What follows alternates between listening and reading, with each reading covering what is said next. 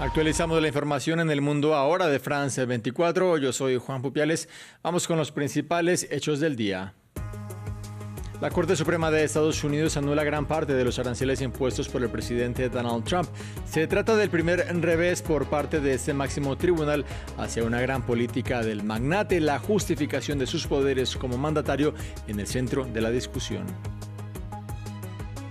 Precisamente el presidente de Estados Unidos rebaja su discurso frente a Irán. Donald Trump reconoce ahora la posibilidad de un eventual ataque limitado, declaraciones que llegan horas después de que Teherán hablara acerca del borrador de un acuerdo nuclear que estaría listo en los próximos días. Continúa en Inglaterra el escándalo en torno al príncipe Andrew. Este viernes, la policía avanza con el registro en las residencias del hermano del rey Carlos III, quien estuvo 11 horas en custodia en relación con sus vínculos con Jeffrey Epstein. En Directo A nos vamos hasta Estambul para hablar de la detención del periodista turco Alikan Uludağ, quien trabaja para la cadena pública alemana Deutsche Welle. La fiscalía lo acusa de insultar al presidente Recep Tayyip Erdogan, mientras que el ejecutivo germano asegura que las acusaciones no tienen fundamento. Ampliamos con nuestro corresponsal en minutos. Comenzamos.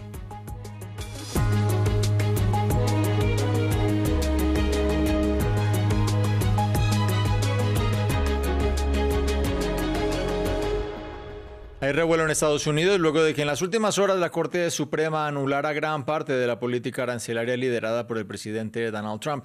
Con una votación de 6-3, el máximo tribunal se posiciona así por primera vez respecto a una política clave del magnate en su segundo mandato. Conectamos con nuestra corresponsal en Washington, D.C., Natalia Cabrera. ¿Cuáles son los argumentos que alega el Supremo para dar marcha atrás a la aplicación de esos impuestos?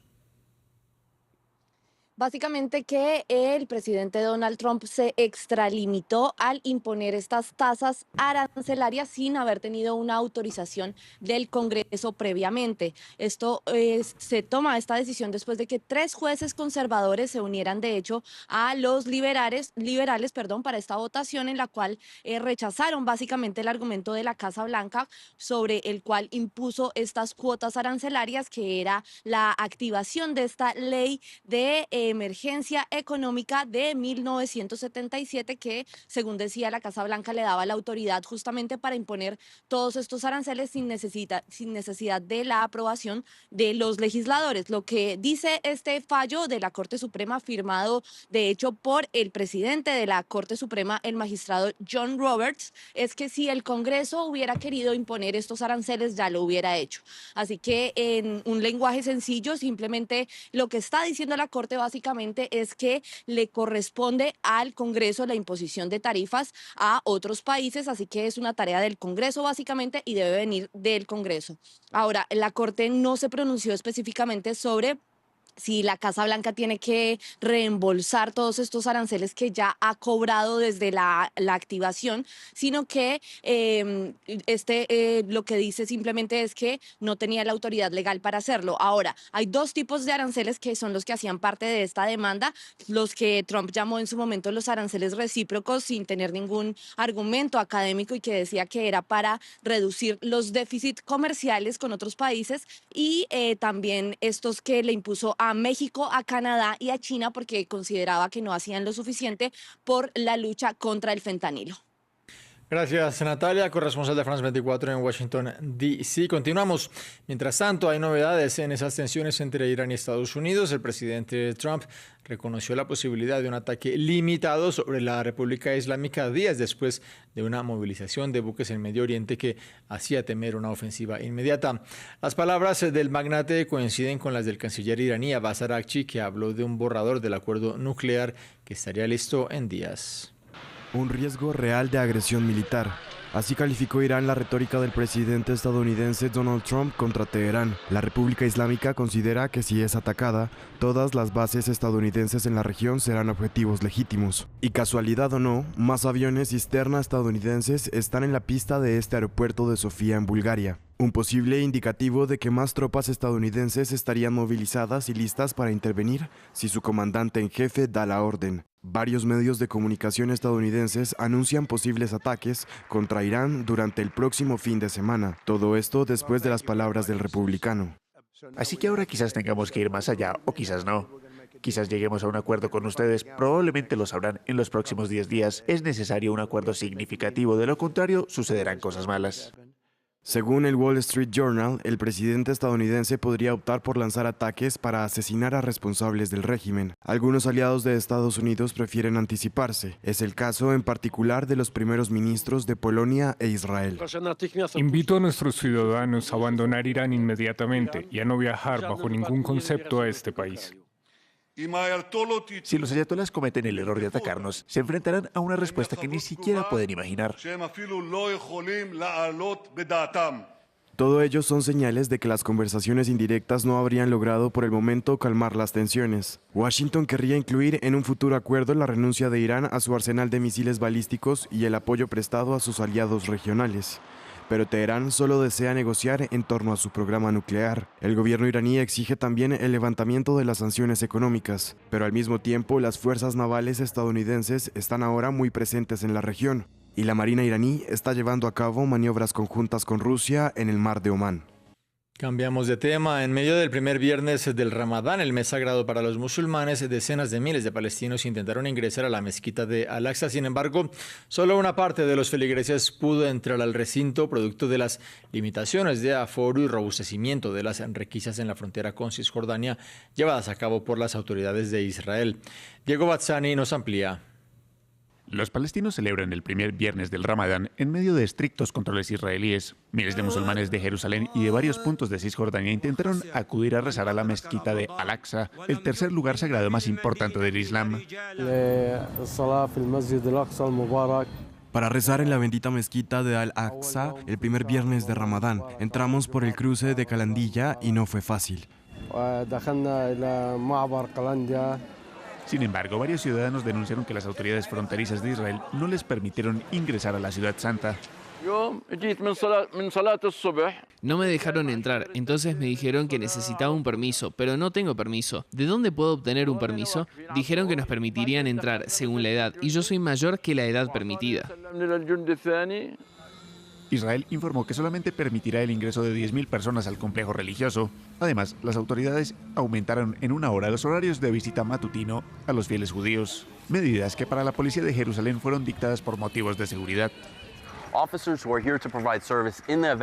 Es importante mencionar que estos son oficiales que están aquí para brindar servicio en caso de que algo suceda. Las carreteras que están cerradas alrededor de la ciudad vieja no son para dificultar la vida a las personas que vienen aquí. Según la tradición islámica, Al-Aqsa es el lugar en donde se estableció la cúpula de la roca, sitio en donde, según el Corán, el profeta Mahoma ascendió a su viaje nocturno. Mientras que para los judíos, la explanada está en el lugar en donde se establecieron el primer y segundo templo de Jerusalén. Es así como a un costado del complejo se encuentra el Muro de los Lamentos. Vamos a Reino Unido. Este viernes la policía continuó registrando la que era la casa del príncipe Andrew, el hermano del rey Carlos III, que fue arrestado y posteriormente liberado tras horas detenido en medio de las acusaciones por haber enviado documentos oficiales al pederasta Jeffrey Epstein. Aunque fue temporal, la captura del exmiembro real británico marca un hito en tiempos modernos. Hugo Caro Jiménez con los detalles. Andrew Mountbatten-Windsor protagoniza las portadas de la prensa europea. Lo hace luego de haber puesto en el ojo del huracán a Reino Unido y a la realeza británica. El hermano menor del rey Carlos III fue liberado el jueves luego de ser arrestado bajo sospecha por acusaciones de haber enviado documentos confidenciales gubernamentales al pederasta Jeffrey Epstein. Este viernes la policía registró Royal Lodge, la que fue la casa de Andrew hasta su desalojo a inicios de este mes. Frente a este panorama, los londinenses se dividen sobre el futuro de la familia real tras el escándalo. Pierdes la fe en lo que crees que es un sistema seguro y confiable, y creo que pierdes la fe. Pero claro, no todos podemos rendir cuentas por nuestras familias. Al final siempre hay o siempre puede haber una oveja negra. Realmente no me importa su legado. Lo único que me importa son todos los pedófilos después de ser encarcelados, porque no hay lugar para ellos en este mundo. Las críticas también han tenido lugar del otro lado del Canal de la Mancha. En Francia, este es el sentir de las personas.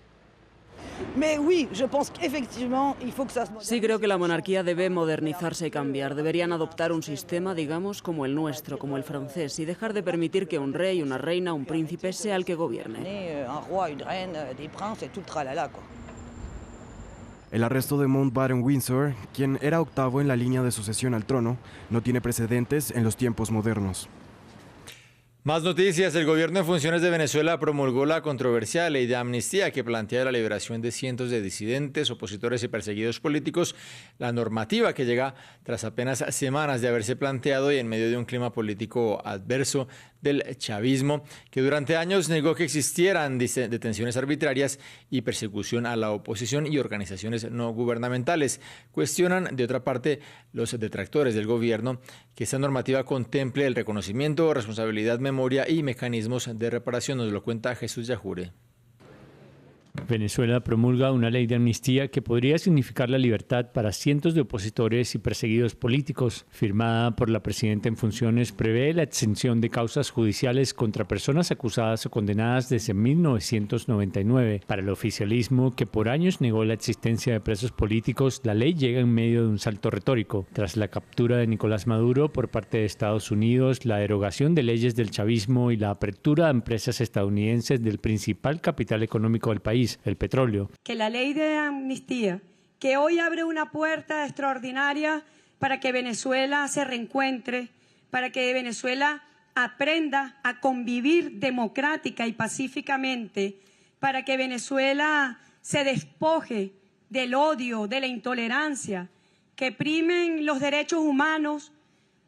Al referirse a la ley, el ministro de Defensa habló de perdón, reconciliación y el reconocimiento mutuo. La ONU lo señaló en 2020 como responsable de crímenes de lesa humanidad. Para la oposición, el debate sobre la amnistía, sus alcances y los crímenes cometidos por el chavismo han sido reducidos a un trámite. Para el director general de PROEA, la organización de derechos humanos más longeva en el país, la ley no se corresponde con el espíritu de paz y reconciliación que debería tener una norma de esta naturaleza. Liberado y luego detenido de vuelta, Juan Pablo Guanipa habla aún de injusticia oficial. Cada minuto detrás de una celda es un minuto de injusticia para los presos políticos y sus familias.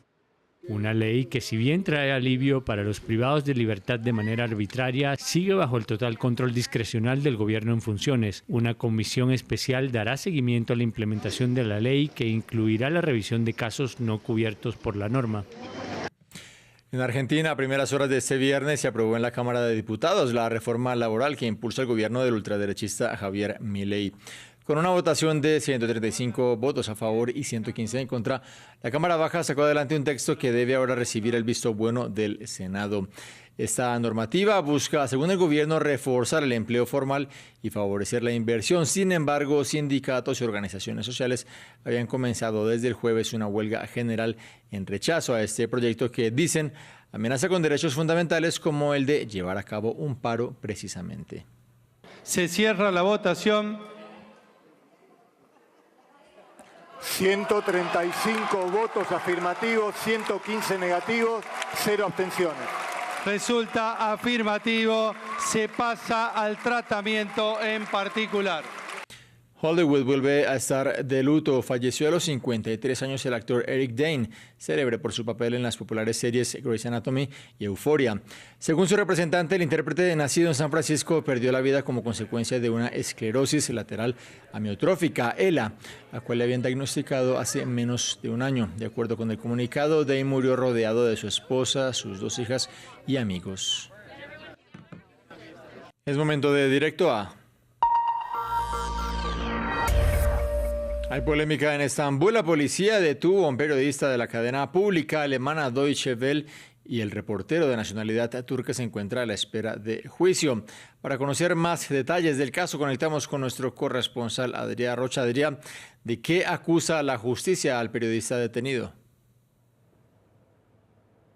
Buenas tardes. Pues de varias cosas, sobre todo son dos supuestos crímenes que según la justicia turca este periodista Ali Can Uludağ ha cometido en los últimos años. Sobre todo según la fiscalía y como ha aceptado el juez, este periodista supuestamente a través de sus publicaciones en redes sociales tanto insultó al presidente turco Recep Tayyip Erdogan como también supuestamente publicó información falsa a través de sus redes sociales hace un año. De hecho, estas acusaciones vienen de posts publicados por Ali Can Uludağ hace justo un año. Recordemos que este periodista de nacionalidad turca es un gran reportero judicial muy conocido en toda Turquía por sus reportes sobre el sistema judicial en un sistema judicial cuya independencia está muy cuestionada internacionalmente. La cadena alemana Deutsche Welle, de hecho, ha hecho un comunicado explicando que la detención de este periodista es básicamente un intento de intimidación al periodismo y reporterismo tanto internacional como nacional dentro de Turquía, donde de hecho el acceso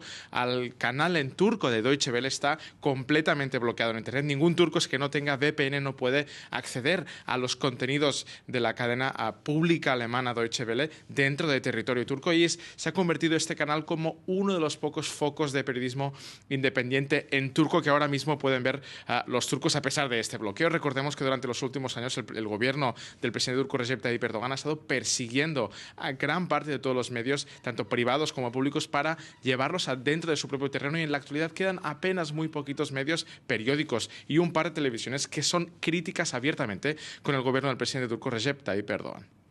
Adrià, recordemos que fue la semana pasada cuando fue puesto como ministro de Justicia de Turquía, una figura muy controvertida en este país. Hablamos del que fuera fiscal general de Estambul. ¿Puede su nombramiento tener algo que ver con esta renovada presión a la prensa?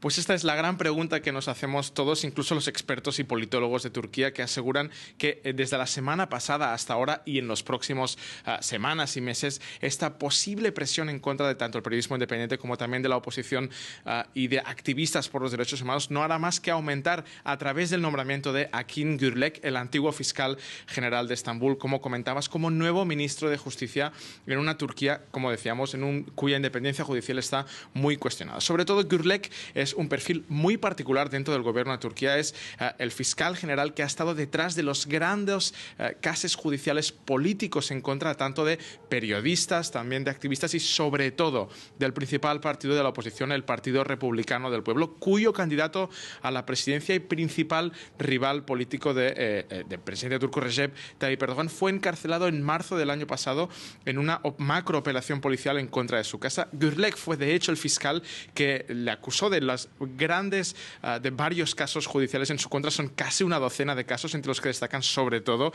el supuestamente liderar una mafia criminal y tener vínculos con un supuesto grupo terrorista por parte del exalcalde ahora de Estambul, Ekrem İmamoğlu, recordemos, encarcelado en marzo del año pasado. Gürlek también ha estado detrás de varios casos de escándalos, también contra miembros de este partido de la oposición y también contra otros varios periodistas que han sido sobre todo detenidos durante los últimos meses y años, a pesar de que Turquía ya haya dejado atrás hace una década cuando fue el país del mundo que más periodistas tenía entre rejas. Ahora no es así, pero la presión ha cambiado de tono y ahora va el gobierno turco en contra de periodistas con mucho más perfil, como es el caso de este último periodista de Deutsche Welle, Ali Can Uludağ, y de otros varios periodistas independientes en un país cuyo periodismo independiente está muy perseguido, y no solo judicialmente, sino también políticamente, con ataques constantes por parte de unos medios progubernamentales y un gobierno que no tiene ningún tipo de miramiento en atacar a estos periodistas independientes, de los muy pocos que quedan. De hecho, según varias resoluciones del Tribunal Europeo de Derechos Humanos, Turquía ha vulnerado los derechos tanto de estos periodistas como también de políticos opositores. Recordemos que también está entre rejas desde hace más de una década el líder de uno de los principales partidos de Turquía. De hecho, el principal partido prokurdo en Turquía, Selahattin Demirtas, por el quien el Tribunal Europeo de Derechos Humanos ha decretado en varias ocasiones la necesidad de que Turquía lo libere. Turquía no lo ha hecho y no lo hará hasta que no lo vea oportuno. Adrià Rocha, corresponsal de France 24 en Estambul, gracias por este reporte. Continuamos, es momento de nuestro reportaje del día. El gigante Shein, uno de los mayores minoristas de moda del mundo, ha experimentado un ascenso fulgurante que no ha estado exento de polémica.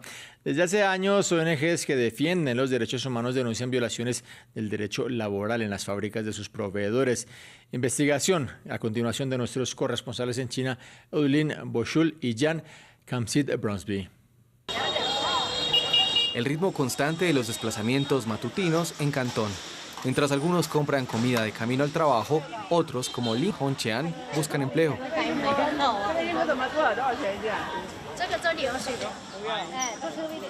Desde todos los rincones de China, miles de personas acuden aquí, a Cantón. Y esperando los repartidos por las esquinas, hay anuncios buscando mano de obra. Vienen aquí porque hay fábricas por todas partes. Es un centro de la industria textil. Venir facilita un poco encontrar trabajo. Primero preguntamos al reclutador cuánto pagan por pieza. Si creemos que el precio es adecuado, entonces vamos a trabajar con ellos. Una negociación rápida y los trabajadores pueden empezar ese mismo día por la mañana. Cantón es una de las capitales textiles de China. La ciudad alberga unas 50.000 empresas relacionadas con ropa. Y en estas calles un nombre aparece una y otra vez: Shein. Fundada en 2012, la plataforma en línea es hoy uno de los mayores minoristas de moda rápida del mundo. Este es el corazón de su base manufacturera, pero entre todas estas fábricas, ninguna pertenece directamente a Shein. La empresa se basa en una red informal de talleres independientes, que producen más de 6.000 artículos nuevos al día. Durante 2 años, Peter Lin ha trabajado fabricando piezas para el gigante del comercio electrónico. Hoy visita a uno de sus proveedores. El invierno ya pasó, así que ahora todos estamos trabajando en las colecciones de primavera y otoño. Si miras esta ropa, la textura es muy buena y es muy elástica. Y no solo la ropa es elástica. El modelo bajo demanda de Shein también es famoso por su flexibilidad. Pequeñas tandas de nuevos artículos se prueban regularmente. Se venden en línea y luego los datos del mercado en tiempo real vuelven a los proveedores independientes. Los artículos que se venden bien se reordenan de inmediato, manteniendo los costos bajos y los tiempos de producción muy cortos. Las pequeñas fábricas con costos laborales más bajos pueden aceptar el modelo bajo demanda. Incluso están dispuestas a producir pedidos de 50 a 100 piezas. Este modelo comercial forma parte del éxito de Shein. Hoy es el 5º minorista de moda más grande de Francia. Pero los productores afirman que este sistema también los deja vulnerables. Shein trabaja continuamente para reducir los costos de producción. Cuando un producto se vuelve viral, Shein hace pedidos a muchas fábricas. Esto significa que todas compiten entre sí y eso hace bajar los precios. Márgenes cada vez más estrechos significan salarios bajos para los trabajadores. Muchos cobran por pieza, a veces entre 6 y 24 céntimos por prenda. Esto según un informe de China Labor Watch. En los periodos más intensos, Xie Jin puede ganar más de 1.600 euros al mes. El doble del salario medio urbano en la manufactura china. Pero ganar tanto exige trabajar hasta altas horas de la noche. La vida no es fácil últimamente, solo intento trabajar más duro. Si me aplico más, empiezo entre las 8 y las 9 de la mañana y trabajo hasta medianoche, a veces incluso más tarde. Shein exige a sus fábricas proveedoras limitar a 60 horas semanales el trabajo, con al menos un día libre. Pero su modelo descentralizado hace difícil aplicar estas normas. Varios empleados nos dijeron que exceden regularmente este límite. Algunos trabajan más de 75 horas semanales, violando la legislación laboral china. Y una vez que termina el proceso de fabricación, paquetes como este son recogidos por una flota de repartidores listos para enviarlos por todo el mundo. De la fábrica a tu puerta en solo un par de días.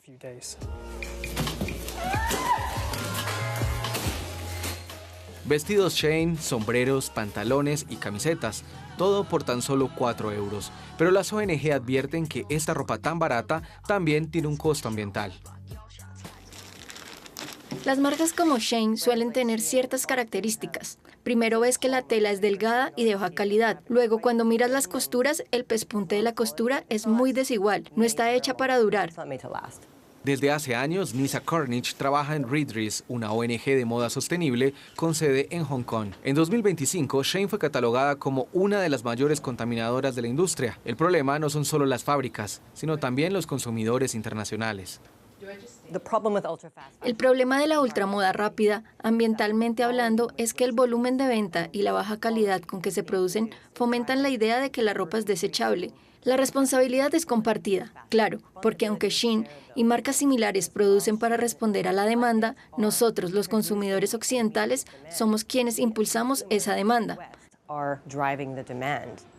En una declaración enviada a France 24, Shein defendió su impacto ambiental, atribuyendo a su modelo comercial la reducción de residuos.